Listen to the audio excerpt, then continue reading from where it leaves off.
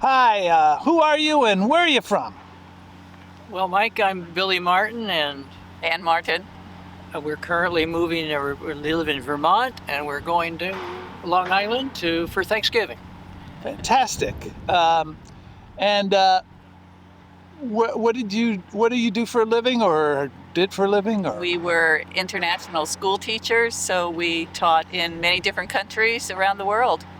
Fantastic. Our specialty was technology. They had lots of money to buy the toys, but they didn't know how to use them. So I put the toys together and teach in the classroom how to use them. Yeah, It was kind of fun. All that right. was great. Yeah. And a lot of it in the Middle East then? Or No. where was If you call Azerbaijan north of Iran, that's the most Middle Eastern we've got. Okay. Mostly Asia, Hong Kong, Europe. Africa, China, Germany, Azerbaijan, Cambodia. Yeah. Fantastic. In your lifetime, have you witnessed what you would say is a change in the climate? It's a bit harder for us to say since we haven't lived in the same place for many years at a time.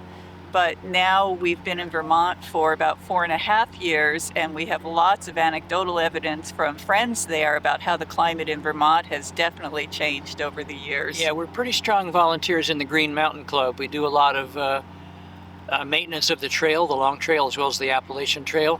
So we know what's changing in the forest. Obviously, it's changing in the cities as well. The presence of the increased temperature has changed our snowfall, from what our neighbors have told us who've lived there, 40 years. Right. So, yes, it's changed. Yep, the ticks are definitely moving northward. There are Invasive. more invasives that have come into the area. We also have a bunch of vegetation that's never lived there before successfully. And part of our groups go and remove the vegetation. And part of us says, what a loss. We're never going to beat this stuff. It grows faster than you can pull it. But we try. And would you say something about the woodpeckers are farther up north? Yeah, we just saw this article on the woodpeckers, and they are real survivors. They contribute a huge amount to the forests, To the ecosystem. to the homes, to the decay of material, to the place for grubs and things to live that other animals could eat. And they have slowly moved northward in a search for what's pleasant to them. They don't talk climate change, but they talk survival. And so they're just moving north. And someone said 1,500 miles, although there's many 40 or more species of woodpeckers, so it's not just any one of them. And do you think of climate change at all on a daily basis, or what does it mean anything to you on a personal basis every day when you're living? I think we both lived in Arizona for many, many years, went to the University of Arizona and things like that. And way back in the 60s and 70s, it was obvious it was a desert, and it was very obvious that people were in ignorance of water. There was no punishment for swimming pools, punishment for green lawns.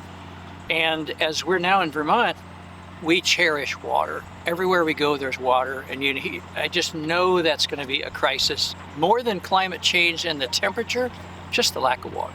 Yeah, and I think that we're certainly well aware of climate change. Does it enter our mind every day? I don't know, but it's definitely always there. But I have a more positive outlook in that I think the Earth's done this before. We may have contributed a huge amount in the CO2 and the SO2s and the heat that the Earth captures.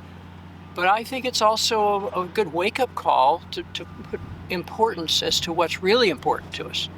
And it's not the things that come on the little iPhones. It's something deeper.